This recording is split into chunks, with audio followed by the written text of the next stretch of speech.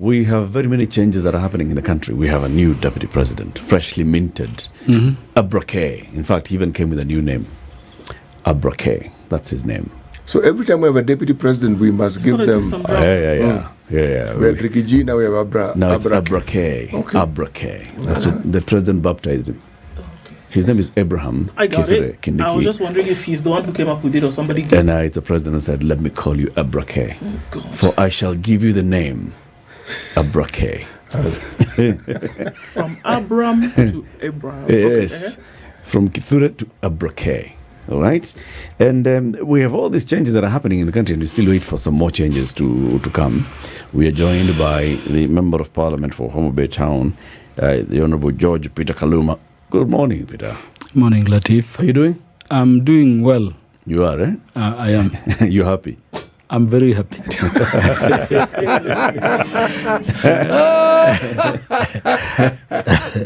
The last time you were here, we were talking about experts joining the government. Yes. From your ranks. Yes. And also now the reorganization of the leadership of the National Assembly. Yes. Uliangukiwa na kakitu ama? No, I'm already at a very comfortable place. Very good. There can be no bigger place than being a member of parliament. You now see Latiff, members of parliament can remove the deputy president. Just like that. Just like that.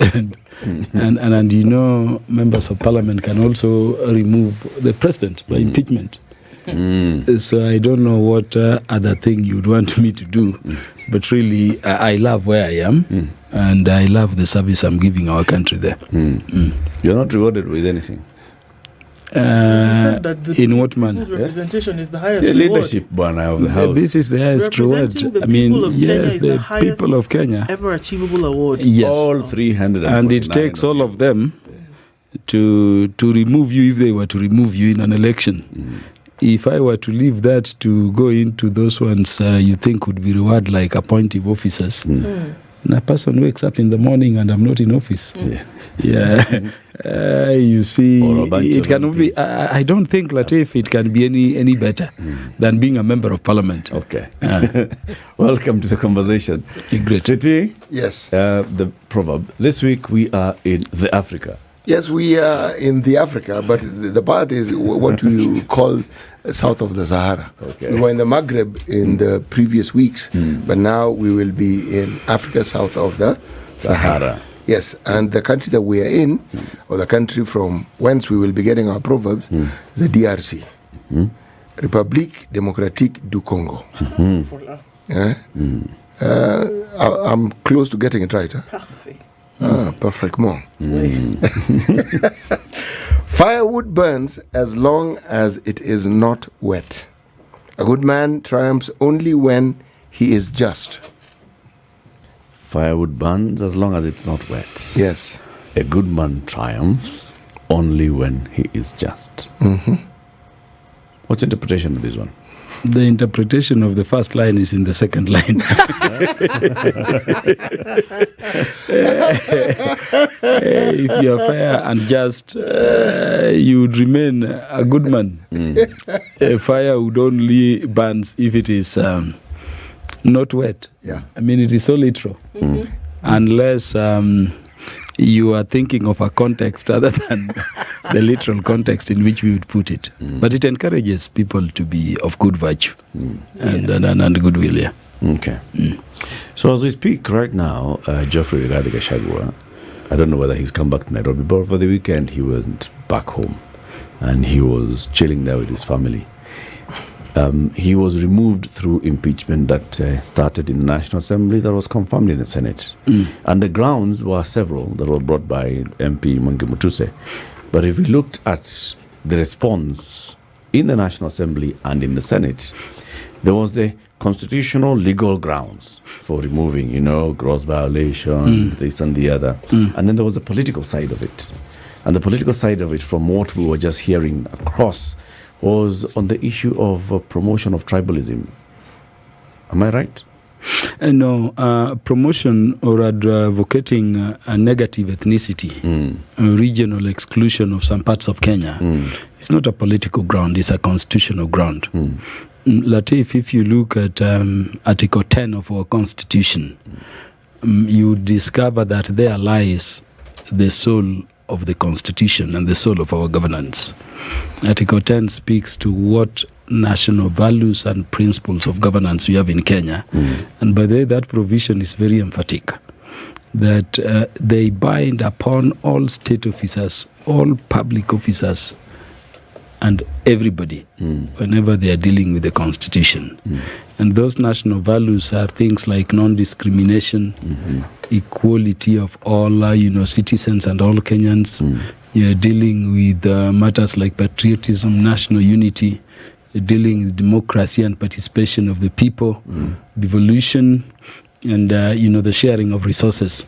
And then you look at something like devolution and sharing of resources, you see then a whole chapter on it, later on, integrity, accountability, and all those issues. Gachagua, therefore, was removed from the office of Deputy President, largely for violation of Article 10. And if you noted my presentation, I would have wished that he picked from what I said when I spoke in the National Assembly before the Honorable Mutuse replied, and then before we went thereafter, to vote. But I told Gachagua to look more at ground one of that motion and to not be too distracted to those matters, financials, properties, and other things. Because you noted even when the motion was already in the House, when he called the media, he was more on property, his brother's property, shares, companies, and those other things. I can tell you that the ground that was sending Gachagua home was that ground one, violation of Article 10. And the manner in which he violated that provision cannot be said to be political. It was repetitive. It had become his habit wherever he goes. I can tell you as late as when we went for the homecoming of Mbadi, Wandai. That is the language Gachagua was speaking. Which one? I don't know. This one of ethnic exclusion. I don't know whether you remember Gachagua saying when we were at the homecoming of Wandai, at Wandai, charity begins at home. Don't go loitering in other parts of Kenya, lighting electricity up. Start with, Sidindi, which is his own village. Be done with Ogunja, then Siaya, then you can move out. And you remember the president came after Gachagua and reminded Wandai that he had been appointed a cabinet secretary for Kenya, not for his village. So in terms of this one, it had become too repetitive. It had become too wanton. It had become unashamed. You can imagine the deputy president. I don't know whether you remember the video where I was speaking with the Taita Taveta people. People are saying, Your Excellency, we need such and such development. And you look at them in the eye as fellow countrymen, and you tell them, you guys, when hisa ilikuwa inanunuliwa, you wasted your vote in Azimio. Wait for 2027. Wakati ambapo hisa tena itafunguliwa. Kwa wakati huu, mimi ndio niko na record ya hisa na hamna anything. How can you tell people that way, people of a country? And I can tell you, when you look at that national unity, non-discrimination and equality, this sits at the very foothold of a nation. Okay. The idea that you equally own everything in a nation and you equally share in them. And if you look at the architecture, lawyers come here and I hear them telling you the design architecture of the Constitution. I don't know, think about it. But really, the national values and principles of governance, which I'm telling you today, is the soul and spirit of our Constitution, informs the design of the Constitution throughout. Okay. It means the people of Kenya sitting at Bomas identified those things which were, hurting our being a nation. Indeed. And when you walk through the Constitution on this equality, it was equality in terms of public appointments and resources. Resources were being centralized. So they are saying there will be devolution. Allow me to if you look at articles, like Article 232 on public appointments, you therefore get stipulations. Those ones I was discussing here last time. All ethnic groups, minorities, persons with disability must be integrated. Included. Why? Because after election, Kenya belongs to all of us. Okay. The Constitution of Kenya, Constitution of any nation, in the minds of many people, essentially is a reflection of the minds of the people of the country. So those reflections have been collected over time. Experts in constitutionalism have then come and put the letter to the idea and then have now put it into a document which will now be the binding laws and principle for the nation, right? But essentially it's the reflections of the minds of people. Yes. Could it be that the former deputy president was expressing verbally what is in the minds of many people, practicing what has come to be known by many people as Trumpism, for example, whereby a man is actually speaking the minds of people who may not want to actually say it out loud, but then once he does or she does, then it's met with rapt applause and people actually saying, yeah, this is actually what we want. Is it possible that is what was happening? Only one law in any country is called the Constitution. And what does it mean? It constitutes the country. It is what defines the territory and the people of a nation. And that is why in constitution making, it is not just about experts sitting, but you have what we call a constituent assembly. An assembly, a representative section of a people, coming up with views on behalf of the people to constitute the nation. And I can tell you, Kenya is the only country in the world where we have what we call national values and principles of governance in the constitution. Why? Because it is possible we've had situations where, in spite of this being known to be ideals we can live by, people do their own things, and that is why we wrote them down. Okay. So I would tell you that we may want to excuse what the deputy president was doing by saying he could have just been, verbalizing what is in the minds of people. Okay. But really, those people sat down and reflecting on those issues, said these things could be within anybody, but it cannot be our value as a nation. Okay. And anybody, engaging in them is not fit to be in public office. And that is, why Gachagua fell. I can hear you. So what's the difference between what he said, like you said on numerous occasions, and what you said, written by your hand? And I'm just going to read that. Yes. Let all communities of Kenya get their due constitutional share of public service appointments. The position of Cabinet Secretary for Interior and Coordination of the National Government should go to a Luo. Luos are the greatest defenders of human rights and fundamental freedoms. Yeah, the difference is in the first line of that statement. I've said... Should I read it again? All communities... Yeah, you may read it again. Let all communities of Kenya get their due constitutional share of public service appointments. Constitutional share. And that due constitutional share is defined in Article 232. Our constitution does not say we are not ethnic groups. Actually, our constitution recognizes that Kenya as a nation and Kenya as a state is made up of distinct ethnic groups. And Article 232, dealing with the values of public service specifically now, say that when you are composing public service, all ethnic communities shall have their due share, must be integrated. Okay? So I'm just reiterating what is in Article 232. So if anybody else had said the same thing, it would be fine. What I'm not doing is what Gachagua was doing. Which is?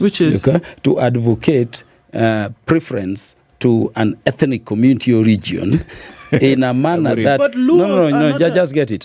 In a manner that excludes I'm going the to others. repeat what in a manner that excludes the others. I'm not saying others be excluded. Sorry, Please read. Moshimira, so that I can How many understand. positions of interior CS do we have in this country? One. Okay. Read them. The position of Cabinet Secretary for Interior and Coordination of the National Government should go to a Luo. Yes. I'm going to read the second part, but I just want a clarification. Yes. Is Luo an ethnic grouping in Kenya? The Luo is an ethnic community. It's an ethnic community? Yes. Yes? Yes. Okay. Can it also be called a tribe? Yes. Or no? Yes. Oh. It is a tribe. I'm just making sure. Yes. Luos are the greatest defenders of human rights and fundamental freedoms. Have you not... I've spoken to a virtue among Luos which you cannot hide from, which I believe qualifies a Luo. I'm not saying other Kenyans should not have, but I'm saying on this one, based on what they fight for, and they are known to fight for most, give it to a Luo. But remember, the overriding sentence is in the first sentence. This is after every ethnic community has gotten their due constitutional share. And you should be asking, therefore, in terms of the sharing of the cabinet, how many Luos do we already have? Because we are talking of interior largely because it is the vacant one. But don't you already have? I think we have one. We have one. And I'm just saying we could have more. If going by the ratios around the you have one what? You have one cabinet secretary that is Luo. Yes. So you want another one? One member. Yeah, we can have another one. Kaluma. We can have You're saying there is one member of the cabinet who is a Luo. Out of the 25 cabinet members, one is Luo. Yes. Who's that? That is Opio and I. What are the others? You want me to count for you the other cabinet secretaries? Yeah. What is that? The Attorney General. The Attorney General is not a cabinet secretary. Is she Luo? She is a member of the cabinet. She is not a cabinet secretary. She's a member of the cabinet. She's a member. That's what I said. Out of the 25 members of the cabinet. Yeah, no. Then we have two. We have two. Yeah. Okay. Because the National Treasury is not Luo. No, the National Treasury is from the Soba minority. The Sobas, of course, live within Luos, but it's not a Luo. Actually, Sobas are Bantus. This is what people don't understand. But remember, the Constitution also speaks to the idea that minorities must also be integrated. That Article 232. I want you to be able to help. I know you're talking about Mbadi. It's not Luo, it's Soba. Mweshimi, I want you to be able to help us understand how what you are propagating here is different from what anybody else would say when they say, you know what, it's about time that we had a CS who is tighter, or the Mijikenda. And we believe that we are the most peace-loving people in the country, and by virtue of that, or by dint of that, we should get CS position in one. In fact, let me tell you, Ndu, if they said that way... If you'll allow me... Or what you also accused, and everybody else, by the way, the former deputy president of doing by secluding or, ring fencing a particular group of people and saying that, we are card-carrying members because we voted in a particular direction. What is the difference between what you do now and what he did, or what anybody else in the future would come out and say, we want because we are from here? No, the difference is very big. I don't know why you're struggling to see it. No, please help me. Please. Our constitution entitles all ethnic communities to integration in government. And remember, I started here by telling you that all Kenyans are in government, but we are in different political parties. And I'm saying this too because as late as this weekend, I was somewhere in Mwingi North, and some of my colleagues were saying, don't register into Chief Shah. Those are for Ruto government. I mean, the government of Kenya is one, but we are in different political formations. What I'm saying is that when you look at our constitution, it allows us to speak about ethnicities, ethnic groups, ethnic communities, and it entitles ethnic communities to portions of resources and government. In fact, it is a requirement of the Constitution. So in the first instance, if the Mijikenda, the example you gave, came and said, we are the peace-loving people, we need this. So long as they are not saying everybody else should not get, they are speaking the language of the Constitution. Oh, because you said nobody else should not get, then it's okay. Yes. Did Gachagua ever say nobody should get? I'm saying, read the first line. The ethnic community. Did Gachagua ever say nobody should get? Yeah. Did Gachagua even tell Opio and I that do stop any power transmission project anywhere, start with your village? Latiff, you've answered the question. Did he? I gave you the example of Gachagua speaking in Taita Taveta and telling them to their face when they are crying for various kinds of developments that you didn't vote for this government. Wait for 2027 when the buying of shares will again be opened in that market called elections, and we'll take care of you there. For now, no going there. But you remember Gachagua, the videos which were showed Latiff. That was the deputy president speaking where? In Taita. In Taita Taveta. Right? And you can imagine how brazen it would be. No. Yeah. He had gone to Taita Taveta. Yes. Was he going there to pick the projects that were initiated there to take them to his backyard? Certainly not. Okay. Certainly not. Was he but going remember, there? you are the deputy president. Was he there doing government work? Certainly, yes. Okay, there is no time he was no deputy president. Okay. Yeah. Did he ever say the position of X should go to somebody from Madeira? No, that one was now about resources. Because the Madeira people are good advocates. Yes, the latter one, you remember what he said in Nandi, and I don't know whether you remember Kericho also, where he was saying is the one checking the line of people seeking whatever at State House. Appointments. And he will be removing those who didn't vote. As this is what we are talking about. When you go beyond advocating for shares for ethnic groups, which is constitutional, to saying people should be excluded, then you find yourself afoul of the Constitution and you cannot be forgiven. So there is no politics on this. And I can tell you, we like politicizing so many things, but the removal of Gachagua straight on its face was a constitutional endeavor, and I'm very happy it did happen. City, are you seeing the point? I'm seeing it very clearly. There's a difference There is between saying yes, there is a difference. this position should go to this community, Yes. and saying if you do not vote, then you're not going to get an appointment. It is. You've said it. If you consider what Mheshimiwa is stating as a constitutional matter, then this is my take on it. Our constitution is a bit hypocritical in this sense. You are actually saying that you can promote the benefits, you can speak about benefits that should accrue to a community. But at the same time, they're saying you should not exclude others. Now, by simply advocating for the inclusion or the benefits to accrue to a certain community, you are, again, in that process, excluding others. Now, Gachagua's problem is not excluding. He stated it.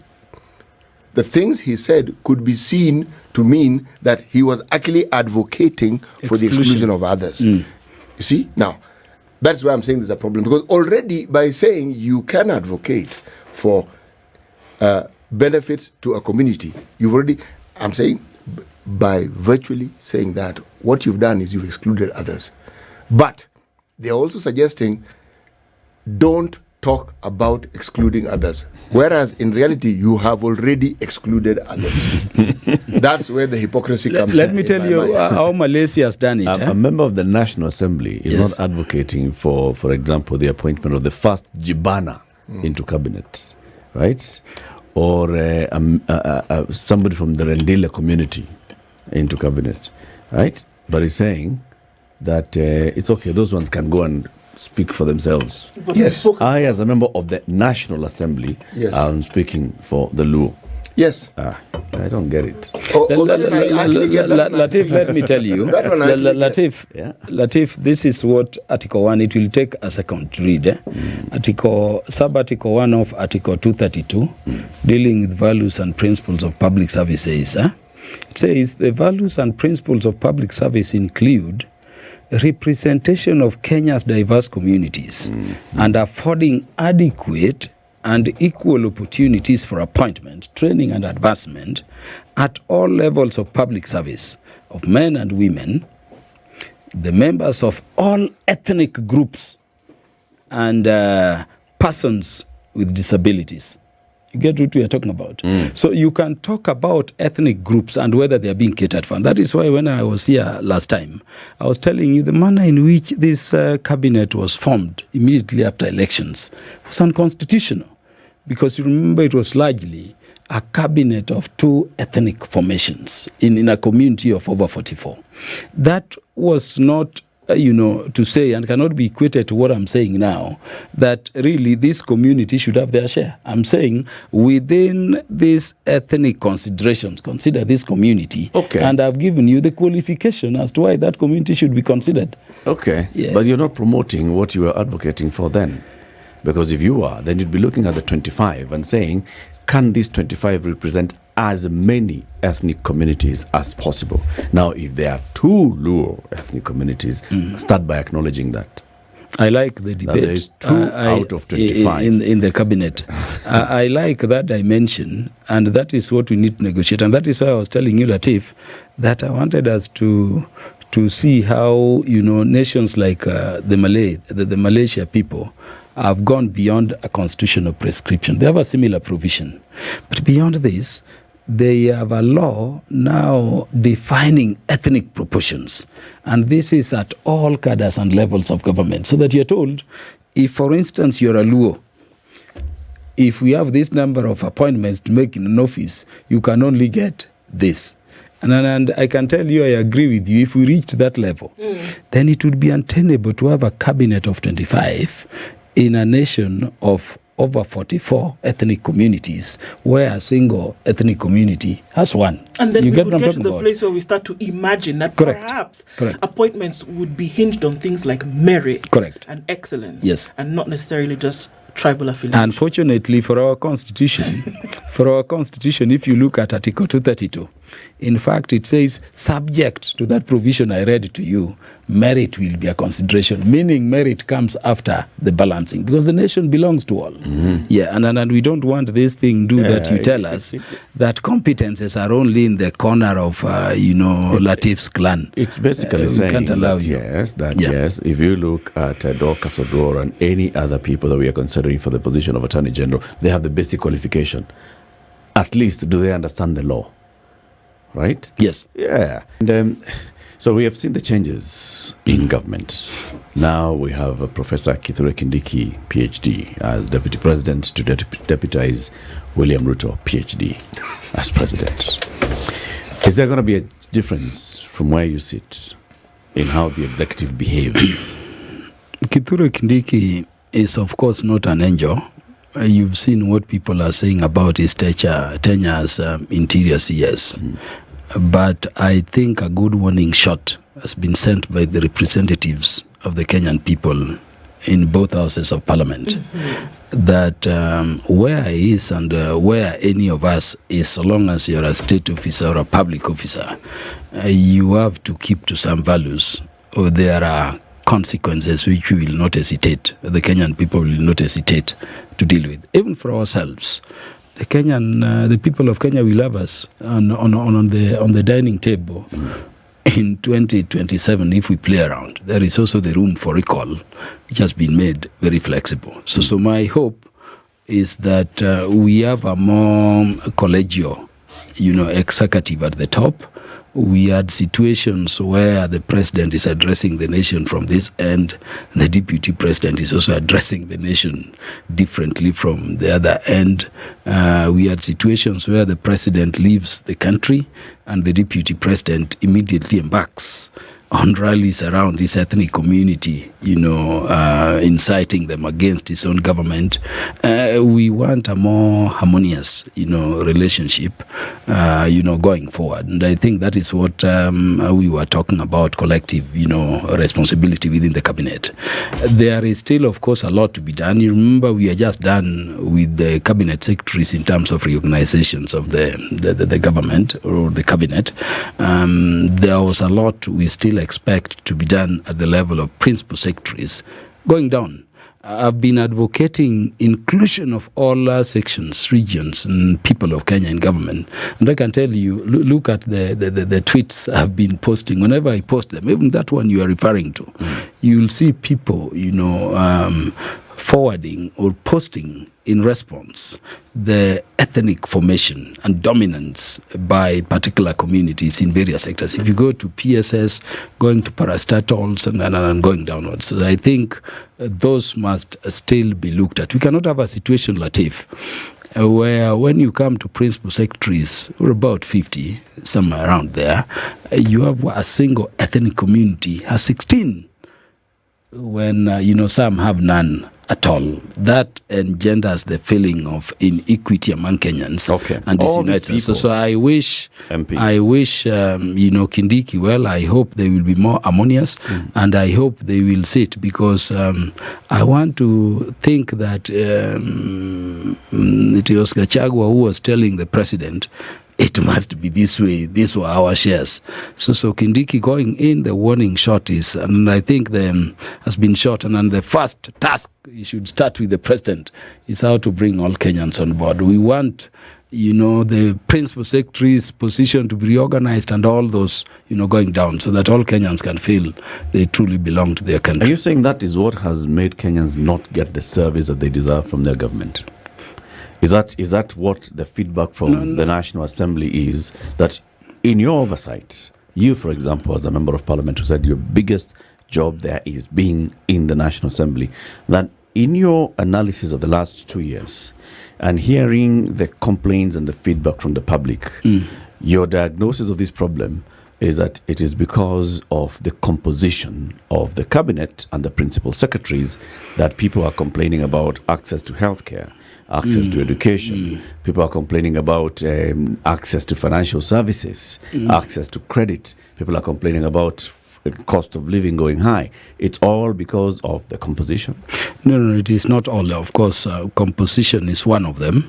But I can tell you at the level of being a member of parliament, we have so many issues to deal with in the country, and I cannot agree with you more. The fact of the matter is that our economy is not doing very well. We've been operating as a country for quite some time without a proper, taxation regime. Remember, there was a time the 2024 Finance Act, was withdrawn by the president upon rejection by the people. The 2023 Act had also been collapsed by the courts. The revenue, collection measures have not been very tidy. We have a very big challenge around health, and Latiff, I'm happy you are bringing it. What I would want to request, Kenyans is not to politicize everything. Let me say, as a member of parliament, that NHIF, as good as it may have been, or as bad as it were, is no longer there and is dead. We have Kenyans now registering under, do we call it SHA? Something like that. Let me use this platform to encourage all Kenyans to register, because we've seen so many Kenyans not registering, but going to, public hospitals or even private hospitals to seek, treatment. You will not be treated unless you are registered, you see, and you fail at that level. When you register and you go for treatment and it is not given, also complain so that we know. That way we can address the systemic, weaknesses within the system so that we have this thing going. But you see, you get so many leaders. You go even to Twitter. Leaders are still saying, Kenyans don't register. This is SHA. This is Adani. The fact of the matter is that NHIF is no longer there, and it was an act of parliament which brought this new regime. Let us register. Let us then, very actively address the weaknesses around, the system, but based on experiences of the people. The education system, Latiff, is struggling a big way. In fact, I'm happy you look at my tweets sometimes where I'm one person who does not believe this competency-based curriculum is working for Kenyans. We have children being taught by a single teacher, a whole school. And largely when you walk to those schools in my oversight, they're just on holiday there. I don't know why we couldn't just tweak the system we had a little to make it more practical and make it more modern. This one is a weaker AGCSE system, weak because we are teaching AGCSE without facilities. So you go to Turkana and children are being taught how to swim on dust there, and you see them throwing dust like many people. On a day of innovation, you go to all streets in the country, the only innovation all Kenyan children are being, presented to be thinking about is wheelbarrow and garbage collection. So you get people hooded, children in Turkana, children, from Latiff's place, City's place, Kaluma. How can it be that all children of Kenya, when they think innovation, is only a wheelbarrow and garbage collection? Garbage collection is not a bad thing, but we can think much more. This system needs rethinking. The funding models at the universities is crazy. I can tell you, Latiff. CDF cannot, give bursaries to all our students. Just a few, I can tell you. If I showed you my phone now, the number of students are still stranded. I have, students of one parent, a very, I don't want to use the word poor, but economically challenged. Yeah, economically challenged parent. Very, painful. These are children we were educating using the CDF bursary. We gave them even letters to confirm these 2 kids were in fact being educated through the Constituency Development Fund, bursary. But one is in band 1, the other one is in band 5. And they're in the same university, and these are twins. So there are things we need to address, and therefore, to cut the long story short, Latiff, we've dealt with the matter of impeachment of Gachagua because it was fundamental we do so. Mm-hmm. It goes to the soul of our nation. But more so for those of us in leadership, we still have so much to address and address quickly for the benefit of the Kenyan people. It's been 2 years, you haven't done it. Because one would ask that the speed and alacrity with which we saw the impeachment of the former deputy president happen, that one would crave and demand a situation whereby, look at the picture that you've painted, an education system, for example, that I don't think is struggling. I think it's on its knees and barely crawling to try and make its way across any kind of finish line. So one would ask that Parliament, which bears the responsibility for legislation and oversight over such critical matters, why have we not seen that there has been serious dealing with that matter the way we saw in 2 weeks? The speed and alacrity with which we saw things happening in this country, I don't think has been witnessed in the last 5 years. No, let me tell you. So why can't we see a situation where something so critical for the people and children of Kenya cannot be handled when we see things going bad? The changes. We cannot talk about what's happening at ECDs, which is undercounting. We cannot talk about what's happening at private primary schools. Junior secondary school is a mess even before it started. We are now looking at going into, what do they call those things? Pathways from grade 9. The first grade 9 are starting school in January 2025. We don't know if they'll have classrooms. We don't know if they'll have books. Okay, the president said the other day that they'll have all the books that they need. Teachers went on strike. University dons, last week they said midnight they're not going to work. All of these things happening in one sector. But then we see members of Parliament have gathered themselves very fast around impeachment. No. Let me tell you, if you look at the motions and the questions being raised by members of Parliament on the floor each week, by the way, the dominant number, unlike before when it was, security, are around education. And I can tell you a lot is being, done at the level of Parliament. If you look at changes to the health sector, I think health sector is largely the issue of having a new system and a new law. But I can tell you, we enacted 4 acts of Parliament.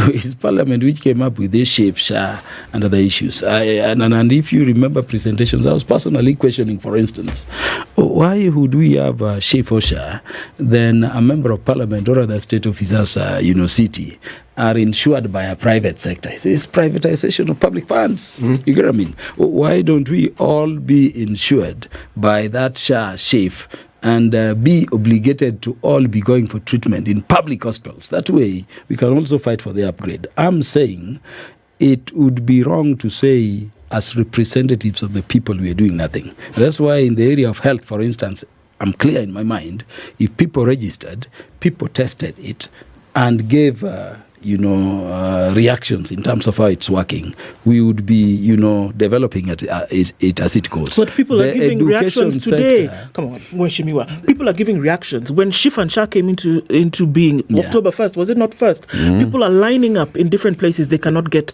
access to healthcare. People have liver disease and are trying to kidney and trying to get dialysis, could not get there. There was a challenge. There was a challenge with registration. We can't say that Kenyans are not complaining about it. There was a challenge, and that is why I'm saying, there was a challenge with registration. One, at the level of the people. So you are sick, you've not registered, but you need treatment. Number 2 was about systems. You get what I mean? That registration system was not working in various places. I can tell you, I was with the president, when was that? About 2 weeks ago in Moiben. I was shocked in that constituency, in that area where we were. The registration numbers had not reached 15% of the people who are registered, okay, under NHIF. So it is the fear of the unknown and the testing of new things. No, that is why I started. Mistrust. Yes. Of government institutions. And that is why I came here. to tell you what it is. Yes. It is failure by Parliament that we have given the job of oversighting, you have come up with 4 new laws. These 4 new laws are overhauling our healthcare system, right? And you have said, so here are the laws. Those laws don't have an implementation plan, one, or anything towards implementation and what needs to happen. But as the implementation is going on, the body in charge of oversighting is not asking the questions. Where are we in making sure that people will not suffer? The body in charge of oversighting is not asking the questions even then.